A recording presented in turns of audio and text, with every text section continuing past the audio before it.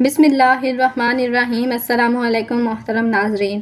مختلف روایات اور احادیث نبوی صلی اللہ علیہ وآلہ وسلم کی روشنی میں 4 ایسے معتبر انبیاء کرام ہیں کہ جن کو اللہ تعالیٰ نے ابھی تک زندہ رکھا ہوا ہے، لیکن سوال یہ ہے کہ وہ 4 نبیوں کو اللہ پاک نے کہاں رکھا ہوا ہے، وہ کب تک زندہ رہیں گے؟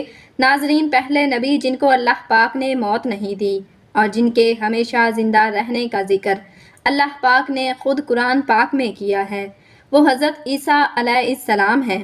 جب حضرت عیسیٰ علیہ السلام نے نبوت کا اعلان کیا تو انہوں نے اپنے ارد گرد کے لوگوں کو جمع کر کے فرمایا کہ میں آپ کو اللہ کے دین کی دعوت دیتا ہوں۔ وہ لوگ یہودی قوم سے تھے۔ ان کی کتاب میں لکھا تھا کہ اللہ کا ایک نبی آئے گا جو یہودیوں کے دین کو ختم کر دے گا۔ اس ڈر سے یہودیوں نے آپ کو قتل کرنے کا منصوبہ بنا لیا۔ آپ یہودیوں کو اللہ کے دین کا حکم دیتے رہے، لیکن ان کو اس کی کوئی پرواہ نہ ہوتی۔ جب آپ علیہ السلام کو یقین ہو گیا کہ اب یہ لوگ میری کسی بات کا یقین نہیں کریں گے یا حالت پر ہی رہیں گے، ایک دن آپ نے سب یہودیوں کو اکٹھا کیا اور کہا کہ آپ میں سے کون اللہ کے دین پر ایمان لائے گا؟ ان میں سے تقریباً 12 یا 19 لوگ اللہ پر ایمان لائے اور کہا کہ ہم مسلمان ہو گئے ہیں، عیسیٰ علیہ السلام ہماری بخشش کا ذریعہ بنیں گے۔ باقی لوگوں نے دعوت دین کو قبول نہ کیا، چنانچہ یہودی ہی رہے۔ ایک وقت ایسا آیا کہ یہودیوں نے آپ کو قتل کرنے کا پکا منصوبہ بنا لیا تھا۔ انہوں نے ایک طوطیانوس نامی شخص کو مقرر کیا کہ وہ آپ کو قتل کر دے۔ جب طوطیانوس آپ علیہ السلام کے پاس جا رہا تھا تو اللہ تعالیٰ نے ایک فرشتے کو حکم دیا کہ جاؤ، حضرت عیسیٰ علیہ السلام کو آسمان کی طرف اٹھا لاؤ۔ وہ فرشتہ اللہ کے حکم کی تعمیل کرتے ہوئے آپ کو آسمان کی طرف لے گیا۔ جب آپ آسمان پر پہنچے تو آپ کی ملاقات آپ کی والدہ سے ہوئی۔ آپ کی والدہ نے آپ کو گلے لگا کر پیار کیا تو آپ نے فرمایا، اماں جان، اب ہم روز قیامت ہی ملیں گے۔ جب آپ کو زمین سے اٹھایا گیا تھا تو آپ کی عمر تقریباً 33 سال تھی۔ حضرت جبریل امین علیہ السلام آپ کو بدلی کے ذریعے آسمان پر لے گئے۔ یہودی باہر کھڑے طوطیانوس کا انتظار کر رہے تھے کہ کب طوطیانوس حضرت عیسیٰ علیہ السلام کو ختم کر کے باہر آئے گا۔ کافی دیر کے بعد وہ سارے آپ علیہ السلام کے گھر گئے۔ انہوں نے وہاں ایک شخص کو پایا جس کا چہرہ آپ علیہ السلام جیسا تھا۔ انہوں نے اس کو قتل کر دیا۔ قتل کرنے کے بعد انہوں نے دیکھا کہ یہ چہرہ تو حضرت عیسیٰ علیہ السلام جیسا ہے، لیکن یہ تو ہمارا بھیجا ہوا طوطیانوس ہے۔ وہ یہ ماجرا دیکھ کر 2 گروہوں میں تقسیم ہو گئے اور آپس میں ہی لڑنے جھگڑنے لگے۔ اس لڑائی میں بہت زیادہ یہودی قتل ہوئے۔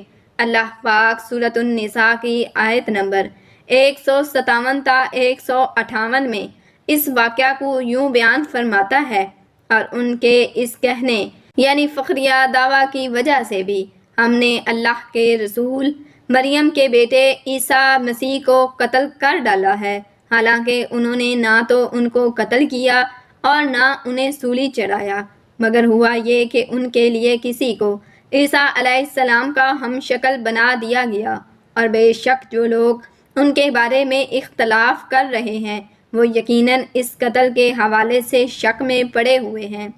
انہیں حقیقت حال کا کچھ بھی علم نہیں مگر یہ کہ گمان کی پیروی کر رہے ہیں، اور بلکہ اللہ نے انہیں اپنی طرف اٹھا لیا۔ انہوں نے حضرت عیسیٰ علیہ السلام کو یقیناً قتل نہیں کیا، آسمان پر اٹھا لیا، اور بے شک اللہ غالب حکمت والا ہے۔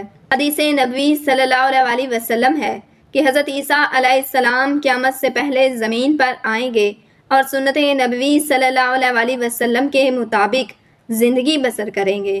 آپ علیہ السلام صلیب کو توڑیں گے، دجال کا جڑ سے خاتمہ کریں گے، تقریباً 7 برس تک دنیا میں زندگی بسر کر کے اللہ کے دین کو عام کریں گے۔ آپ کو مدینہ کی سرزمین گنبد خضرا میں دفن کیا جائے گا۔ اللہ تعالیٰ نے اپنا وعدہ پورا کیا اور حضرت عیسیٰ علیہ السلام کو یہودیوں کے ہاتھوں قتل نہیں ہونے دیا۔ آپ علیہ السلام کو آسمان کی طرف اٹھا لیا۔ جن لوگوں کا یہ عقیدہ ہے کہ حضرت عیسیٰ علیہ السلام قتل ہو گئے یا سولی پر لٹکائے گئے ہیں، وہ دائرہ اسلام سے باہر ہیں، وہ کفر کر رہے ہیں۔ ناظرین، دوسرے وہ نبی جن کو اللہ پاک نے ہمیشہ کی زندگی عطا کی ہوئی ہے وہ حضرت خضر علیہ السلام ہیں۔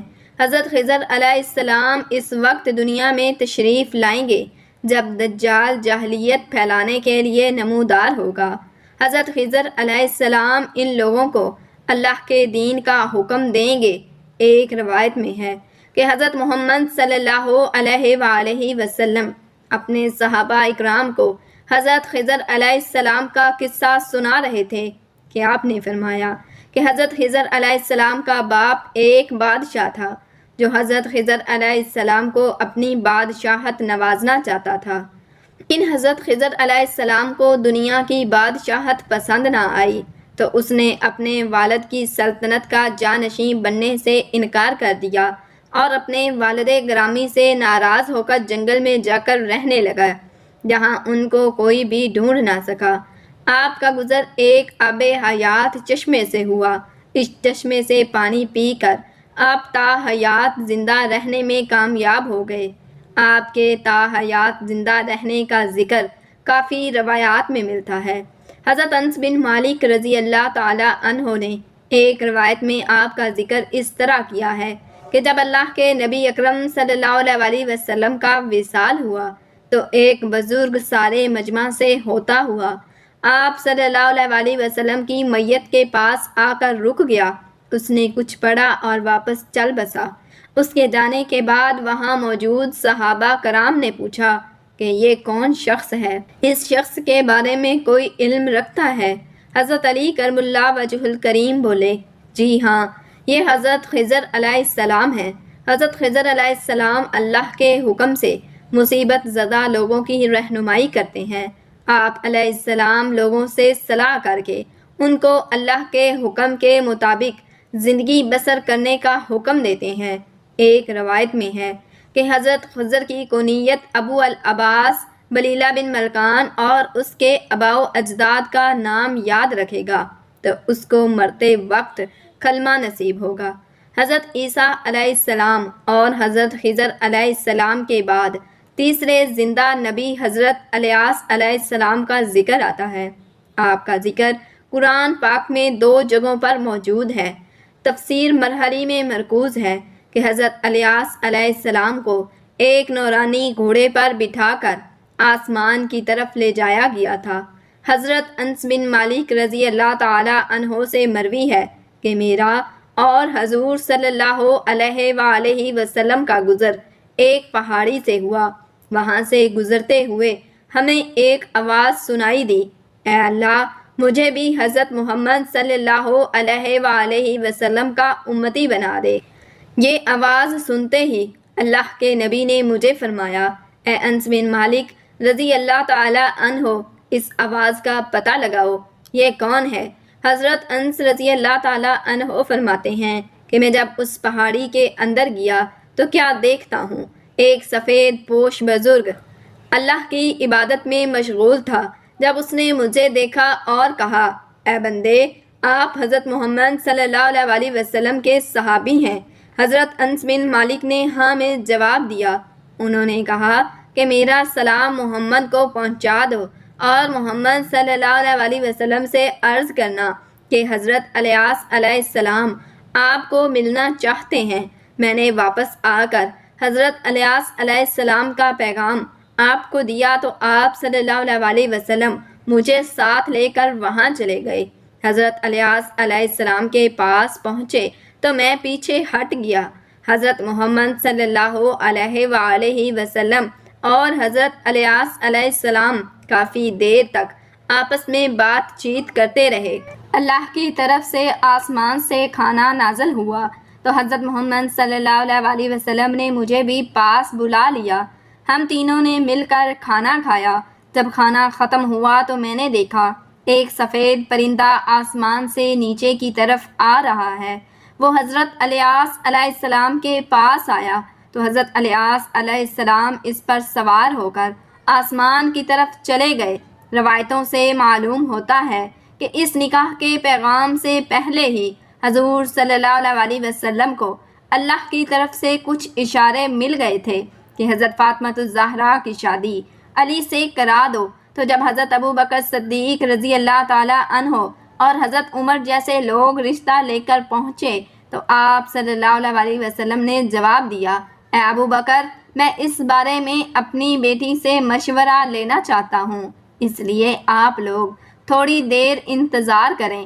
اور پھر حضور صلی اللہ علیہ وسلم حجرے کے اندر اپنی بیٹی فاطمہ الزہرا رضی اللہ تعالی عنہا کے پاس گئے اور ان سے کہنے لگے، اے میری بچی، باہر ابو بکر و عمر علی کے ساتھ تمہارے رشتے کا پیغام لے کر آئے ہیں، کیا تم راضی ہو؟ تو اس جگہ پر کچھ روایتوں سے معلوم ہوتا ہے کہ حضرت فاطمہ نے اس وقت ایک بڑا عجیب سا جواب دیا تھا، کیونکہ ناظرین، حضرت فاطمہ رضی اللہ تعالی عنہا تو بے حد خوبصورت تھیں اور حضرت علی رضی اللہ تعالی عنہ شکل و صورت سے اتنے زیادہ اچھے نہیں تھے۔ ان کی آنکھ میں بھی کچھ بیماری سی تھی جس کی وجہ سے ان کی آنکھ پوری طرح نہیں کھلتی تھی، اور حضرت علی کی بائیں ٹانگ بھی ایک حادثے کی وجہ سے کچھ تیزی سی ہو گئی تھی اور وہ قد میں بھی بہت چھوٹے تھے۔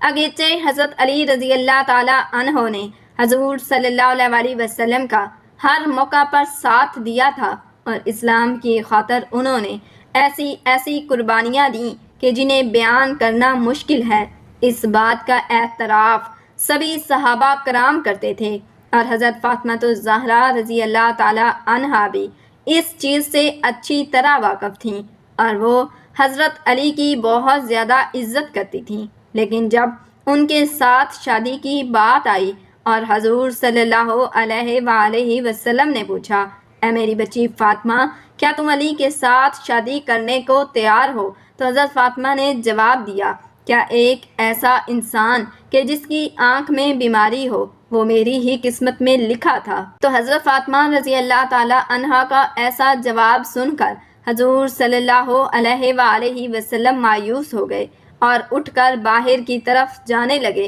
تو حضرت فاطمہ نے جب اپنے والد کے چہرے پر غم کے آثار دیکھے تو کہنے لگیں، اے میرے ابا جان، آپ کیا چاہتے ہیں؟ تو حضور صلی اللہ علیہ وآلہ وسلم نے جواب دیا کہ اے فاطمہ، یہ رشتہ لے کر جو حضرات میرے پاس آئے ہیں ان کا میری زندگی پر ایک بہت بڑا احسان ہے، میں انہیں منع نہیں کر سکتا۔ تو حضرت فاطمہ رضی اللہ تعالی عنہا نے کہا کہ پھر میں راضی ہوں۔ بیٹی کا ایسا جواب سن کر حضور صلی اللہ علیہ وآلہ وسلم خوشی خوشی باہر آئے اور حضرت ابو بکر و عمر کو خوشخبری سنائی کہ فاطمہ نے ہاں کر دی ہے۔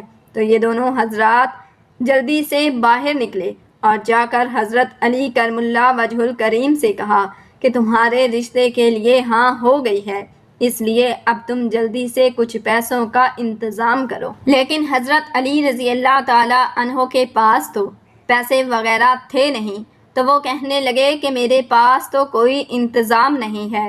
اس پر حضرت ابو بکر صدیق نے کہا کہ کیا تمہارے پاس کوئی چیز رکھی ہے؟ تو حضرت علی نے جواب دیا کہ ہاں، میرے پاس جنگ میں لڑنے کے لیے ایک ذرہ رکھی ہے۔ تو حضرت ابو بکر رضی اللہ تعالی عنہ نے کہا کہ جاؤ اور اسے لے کر آؤ، اور پھر حضرت علی رضی اللہ تعالی عنہ جلدی سے وہ ذرہ لے کر آئے۔ تو حضرت ابو بکر رضی اللہ تعالی عنہ انہیں لے کر حضرت عثمان کے گھر پہنچے اور کہنے لگے کہ اے عثمان بن عفان، علی اور فاطمہ کا نکاح ہونا ہے اور علی کے پاس پیسوں کی کمی ہے، اس لیے تم یہ ذرہ رکھ لو اور اس کے بدلے علی کو کچھ پیسے دے دو۔ تو حضرت عثمان رضی اللہ تعالی عنہ نے جب یہ بات سنی کہ علی اور فاطمہ کی شادی ہونے والی ہے تو وہ بہت خوش ہوئے اور جلدی سے حضرت علی کو 500 درہم پکڑاتے ہوئے کہا، اے علی، یہ ذرہ بھی تم اپنے پاس رکھو اور میری طرف سے یہ 500 درہم ہدیے کے طور پر قبول کرو اور جاؤ اپنی شادی کا انتظام کرو۔